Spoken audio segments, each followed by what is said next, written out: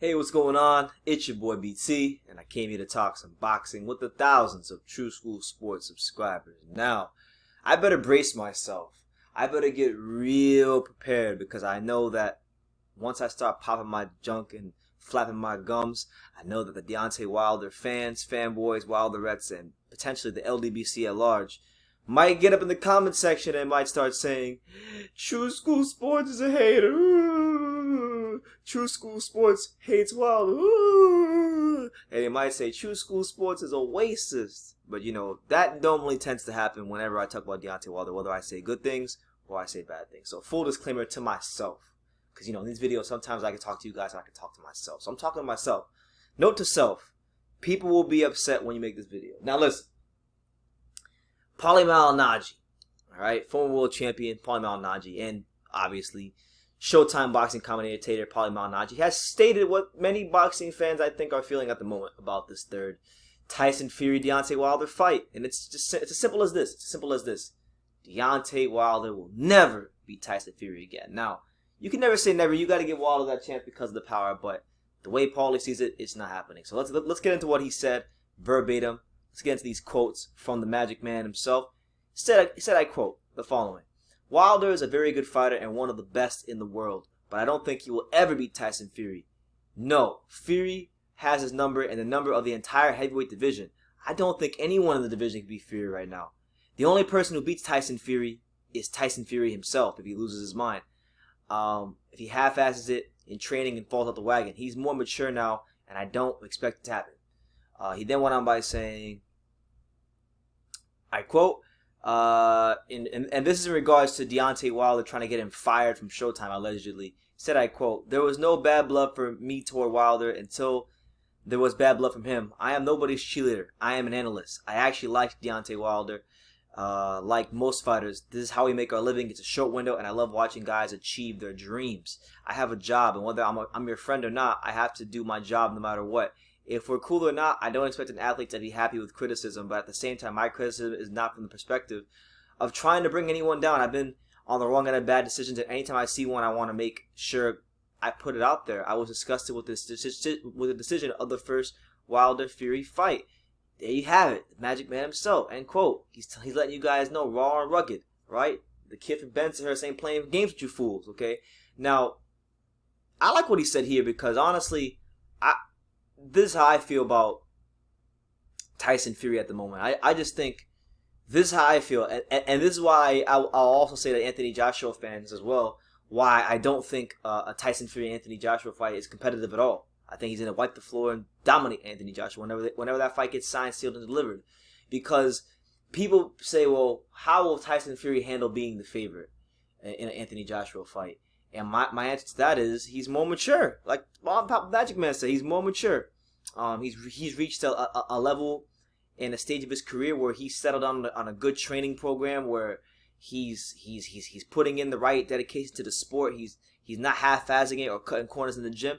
Tyson Fury now is not the Tyson Fury of 2015, and that's why I think he'll beat any of these guys in the division. Because how do you prepare for a guy who's 6'9" and moves like a light heavyweight who can fight going forward and apply pressure in an intelligent manner like a Kronk gym fighter?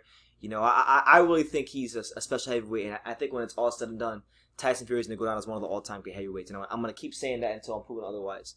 With that being said, in regards to Tyson Fury and Wilder, I'm in agreement with the Magic Man. Wilder is a guy that, as I've said many times before, a lot of his reputation was not a lot of all of his reputation, his perception as a fighter was built off of punching power, intimidation, knocking fools out. The right hand. And to be fair, I think there's still a good amount of guys Wilder could probably beat in the top 10. I'm sure he could, but I question whether or not it'll actually happen because of the mental battle that he's going to have to deal with. Because, once a puncher gets whooped the way he did by a quote-unquote pillow puncher like Tyson Fury, it's very hard for that puncher to recover and regain the form or the sort of the aura of invincibility. Once you lose, that aura of invincibility is gone, and now you as a fighter have to begin to add some more of those nuanced skills to to your resume, to your skill set, because if you don't, these fighters aren't going to treat you with that same sort of fear or reverence or respect that they had in the past. So that's why I think he's going to struggle mightily against not just Fury, but any top heavyweight. Any type of heavyweight in the top 10, I think, is going to give Wilder problems. Now, are the heavyweights I think Wilder could actually beat? Yeah, I do. I think, if he fought Anthony Joshua, I think that's I'd slightly favor Joshua because I think Joshua's improving, and I think Joshua's getting to a place in his career where unless your name is Tyson Fury, you can't beat him. It's gonna take something special to beat Anthony Joshua now that he's lost to Ruiz and became champion again. I think that's gonna improve him. I just don't think he can beat. I just don't think he has a snowball's chance in hell of beating Tyson Fury.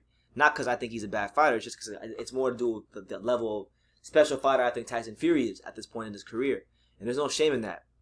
But I think a fight with him and Joshua, I would say that's like a 55-45 fight, because people will say Wilder doesn't have the boxing skills, but it's still that unpredictability, those gunslinger ways of Wilder with the punching power that are always going to give him a chance against anybody. And fighters who are more conventional fighters are going to struggle more against Wilder because he's just like Fury in his own way. He's hard to train for. So I would slightly favor Joshua, but not by a lot in that fight. I don't think he's gonna. I think. Listen, before he lost to Fury and after he lost to Fury, I think he still kills Adam Kanaki. I think he would absolutely destroy Adam Kanaki if they fought. And he might even end his career if they fight. That's the level of. I still think Wilder's a quality heavyweight. There's still people he'll beat, but Fury's not one of them. And he's still. I think he's pushing about 34 years old.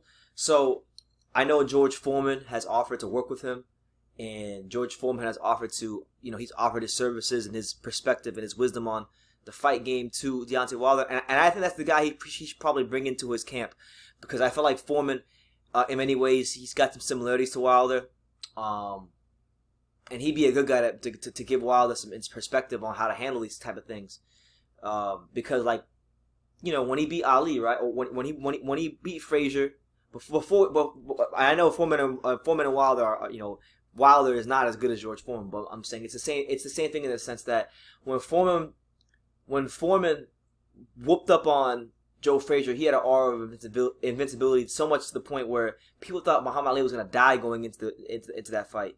And then when Muhammad Ali beat him,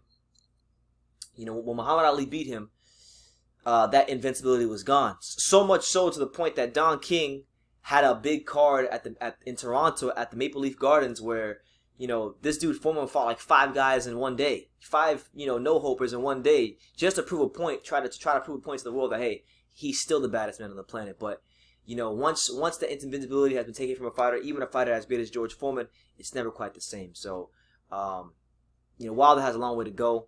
He's got a lot of work to be done, and we'll see what happens. We're going to learn a lot about Wilder, the character of Wilder in this third fight when it happens. No matter how much, or how little, I should say, no matter how little any of us want to see that damn fight, it is going to offer us some good insight into who Deontay Wilder is as a man. So with that being said, that's the news. Paulie Malignaggi letting you guys know that Deontay Wilder will never beat Tyson Fury, and I'm on the same wavelength as Paulie Malignaggi. But y'all let me know in the comments down below if you're a Wilder fan and you disagree with what I'm saying or what Paulie Malignaggi is saying. Let me know in the comments down below. Let me have it in the comments down below, because I enjoy the Wilder fans who watch the channel, who take the time to leave any sort of comments, whether they're good comments, bad comments, or just whatever. All comments are appreciated. All views are appreciated. I thank everybody. So with that being said, let me know what you guys think in the comments down below. Make sure you take the time to subscribe. And like I say in every single one of these videos, you can love me or you can hate me, but I'm just a kid from Daniel. So until next time, take care, guys.